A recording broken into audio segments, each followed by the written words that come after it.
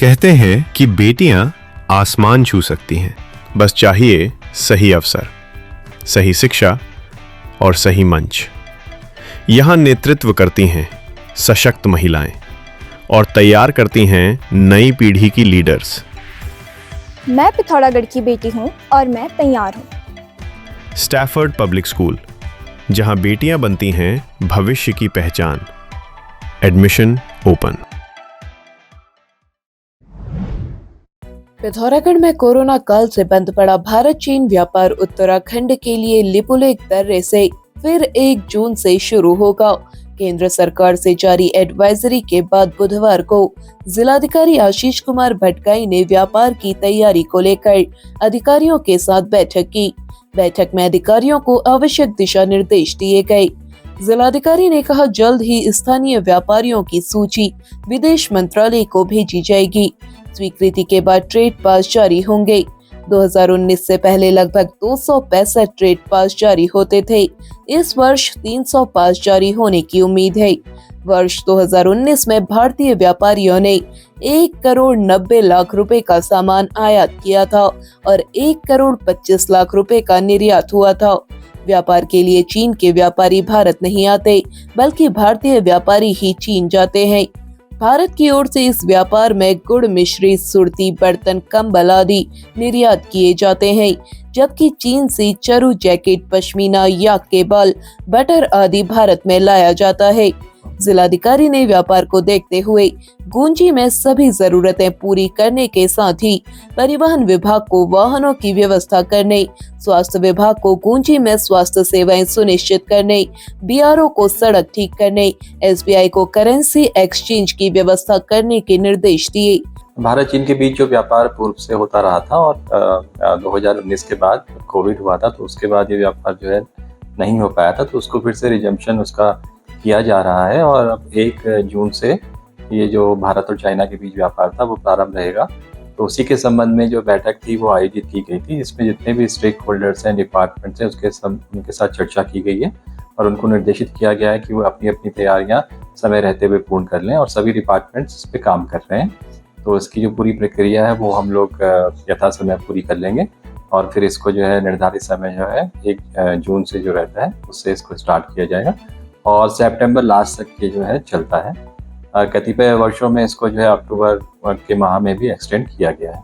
उसी के अनुरूप कार्रवाई करने के लिए सभी विभागों को निर्देशित किया गया। बैठक में पुलिस अधीक्षक अक्षय प्रहलाद कोंडे, अपर जिलाधिकारी योगेंद्र सिंह, एसडीएम धारचूला आशीष जोशी, एआरटीओ शिवांश कांडेपाल, कुमाऊं मंडल विकास निगम पिथौरागढ़ के प्रबंधक उमेश पांडे सहित कई विभागों के अधिकारी मौजूद रहे।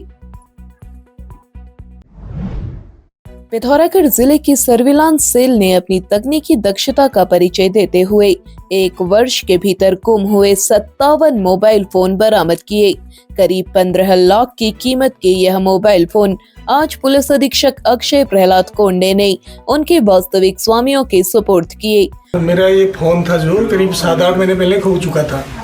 मैंने साइबर सेल की मदद से इसमें मतलब FIR करवाई थी। आज जो है कि मेरा फ़ोन मिल गया मुझे, बहुत बहुत धन्यवाद इसमें प्रशासन का। पिछले साल नवंबर के टाइम पे मेरा फ़ोन खोया था। मैंने कंप्लेन कराई थी जो क्या बोलते चाचर रेल थाने में, तो मुझे मेरा फ़ोन वापस मिल गया है। मैं पिथौरागढ़ पुलिस का थैंक यू बोलना चाहूँगा। फोन बरामद करने में सर्विलांस प्रभारी नीरज भाकुनी, अपर उप निरीक्षक हेमचंद्र सिंह, कांस्टेबल कमल तुलेरा ने महत्वपूर्ण योगदान दिया। पिथौरागढ़ जिले में डीडीहाट विकास खंड के अंतर्गत मुआनी गोबराड़ी से चिटकाल गांव तक स्वीकृत 4 किलोमीटर सड़क पिछले 20 वर्षों में 3 किलोमीटर ही बन पाई है। सड़क पूरी नहीं होने से पंचायत घर, प्राथमिक विद्यालय, आंगनबाड़ी केंद्र, आयुर्वेदिक चिकित्सालय और गांव सड़क सुविधा से वंचित हैं। क्षेत्र के लोगों ने सड़क को शीघ्र पूरा कराए जाने की मांग करते हुए कहा, सड़क पूरी नहीं हुई तो वर्ष 2027 में विधानसभा चुनाव का बहिष्कार किया जाएगा। अब बच्चों की पढ़ाई सिर्फ किताबों तक सीमित न रखें, इसलिए कॉन्फिडेंस, डिसिप्लिन और एक मजबूत भविष्य चुनें। स्मार्ट क्लास, अनुभवी टीचर्स, एक्टिविटी बेस्ड लर्निंग और बच्चों की सेफ्टी के साथ हम देते हैं क्वालिटी एजुकेशन का भरोसा। एडमिशंस ओपन नर्सरी से 12th तक सभी कक्षाओं में सीमित सीटें उपलब्ध हैं। आज ही अपने बच्चे का एडमिशन कंफर्म करें। Mallikarjun school, Pithoragarh, best start for a bright future.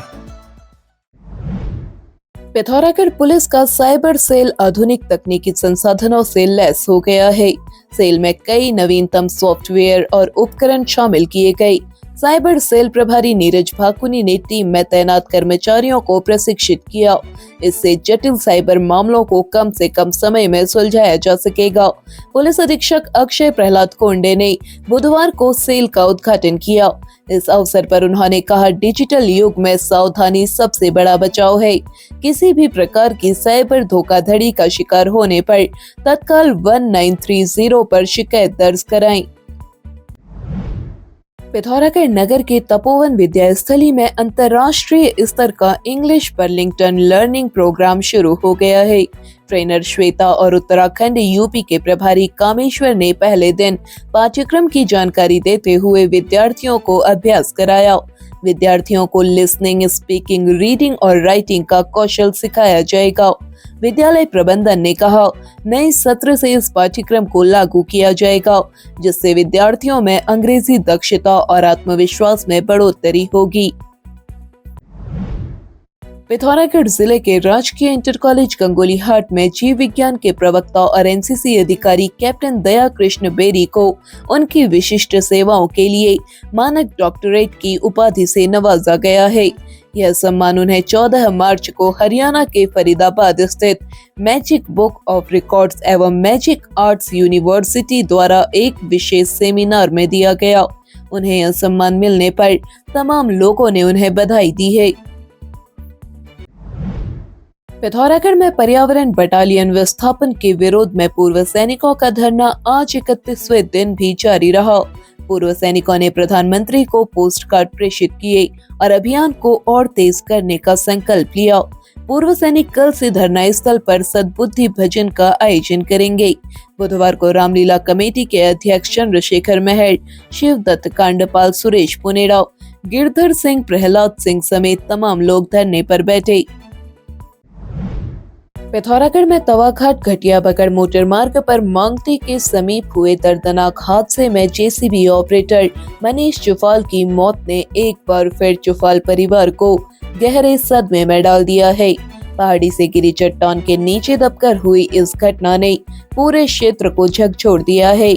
नाचनी तहसील तेजम के हुपुली गांव निवासी 28 वर्षीय मनीष चुफाल पुत्र राजेंद्र सिंह चुफाल 3 भाइयों में सबसे बड़े थे और परिवार की जिम्मेदारी उनके कंधों पर थी। मेहनतकश मनीष जेसीबी ऑपरेटर के रूप में कार्य कर अपने परिवार का भरण पोषण कर रहे थे। परिवार पर यह दूसरा बड़ा वज्रपात है। वर्ष 2013 में मनीष के छोटे भाई रिंकू की घास काटते समय दर्दनाक मौत हो गई थी। अब बड़े बेटे मनीष के असमय चले जाने से माता पिता पूरी तरह टूट गए हैं। एक ही परिवार के 2 जवान बेटों की मौत से गांव में गहरा शोक व्याप्त है। घटना बुधवार दोपहर की है, जब मांगटी के पास सड़क चौड़ीकरण कार्य के दौरान अचानक पहाड़ी से भारी चट्टान गिर गई और पोकलैंड को अपनी चपेट में ले लिया। सूचना मिलते ही पुलिस, राजस्व टीम और स्थानीय ग्रामीण मौके पर पहुंचे और रेस्क्यू अभियान चलाया गया। काफी प्रयासों के बाद मनीष को मशीन के नीचे से निकाला गया, लेकिन तब तक उनकी मौत हो चुकी थी। शव को सामुदायिक स्वास्थ्य केंद्र धारचूला लाया गया, जहां आगे की कानूनी कार्रवाई की जा रही है। जिला पंचायत सदस्य दीपू चुफाल सहित कई ग्रामीण धारचूला पहुंचे और शोक संतप्त परिवार को ढांढस बंधाया। पूरे क्षेत्र में इस हादसे को लेकर गमगीन माहौल है। मैं doctor Mir Farooq Ahmad, MBBS MDDA, Bist hospital में एनेस्थीसियोलॉजिस्ट और पेन स्पेशलिस्ट की हैसियत से काम कर रहा हूँ। हमारे यहाँ हर किस्म का दर्द, जैसे पीठ दर्द, बदन दर्द, जोड़ों का दर्द, कैंसर का पेन, डिलीवरी का दर्द, डायबिटीज़, न्यूरोपैथिक पेन वगैरह का इलाज हर वक्त अवेलेबल रहता है। चले आए बिस्ट हॉस्पिटल, टकाना रोड, पिथौरागढ़। अब आप चैनल में न्यूज तथा विज्ञापन लगाने के लिए हमारे इन नंबर्स पर संपर्क कर सकते हैं। पिथौरागढ़ व उत्तराखंड से जुड़ी हर खबर को सबसे पहले देखने के लिए NIN को सब्सक्राइब करें। NIN, सबसे अलग, सबसे तेज। धन्यवाद।